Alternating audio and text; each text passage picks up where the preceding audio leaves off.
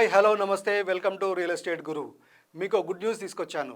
అదేంటంటే ఏపీ రాజధాని అమరావతిలో 5 ఏళ్లుగా ఎండకు ఎండుతూ వానకు తడుస్తున్న నివాస భవనాల టవర్ల పటిష్టతకు ఎలాంటి డోకా లేదని చెన్నై, హైదరాబాద్ ఐఐటీలకు చెందిన నిపుణులు స్పష్టం చేశారు. వాటిపై అధ్యయనం చేసిన 2 ఐఐటీ నిపుణుల బృందాలు ఇటీవలే ప్రాథమిక నివేదికను అందజేసినట్టు తెలిసింది.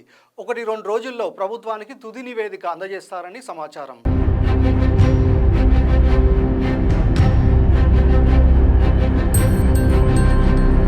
మీ అందరికీ తెలిసిందే, అమరావతిలోని హైకోర్టు, సచివాలయం, హెచ్ఓడి కార్యాలయ భవనాల టవర్ల పునాదులు 5 ఏళ్లుగా నీటిలో నానుతున్నాయి. అయితే వాటి పటిష్టతను పరీక్షించే బాధ్యతను చంద్రబాబు నాయుడు ప్రభుత్వం చెన్నై ఐఐటి బృందానికి అప్పగించింది. చెన్నై ఐఐటి నిపుణులు ఇటీవల ఆ పునాదుల్ని బోటులో వెళ్లి పరిశీలించాల్సి వచ్చింది. పునాదుల నుంచి కొంత భాగాన్ని కత్తిరించి తీసుకెళ్లి వాటి పటుత్వాన్ని పరిశీలించారు. భవనాలు, పునాదులు పటిష్టంగానే ఉన్నాయని, 5 ఏళ్లుగా బయటకు కనిపిస్తూ తుప్పు పట్టిన ఇనుమును తొలగించి కెమికల్ ట్రీట్మెంట్ చేసి భవన నిర్మాణాలు కొనసాగించవచ్చని ఐఐటి నిపుణులు నిర్ధారణకు వచ్చినట్టు తెలిసింది. ఎమ్మెల్యేలు, ఎమ్మెల్సీలు, సర్వీస్ అధికారులు, గ్రూప్ 1 అధికారులు, ఎన్జిఓలు, 4వ తరగతి ఉద్యోగుల కోసం నిర్మించిన వివిధ దశల్లో ఉన్న భవనాల పటిష్టతను హైదరాబాద్ ఐఐటి నిపుణుల బృందం పరిశీలించింది. వాటికి డోకా లేదని, నిర్మాణాలు కొనసాగించవచ్చని ఆ బృందం నిగ్గు తేల్చినట్టు తెలిసింది.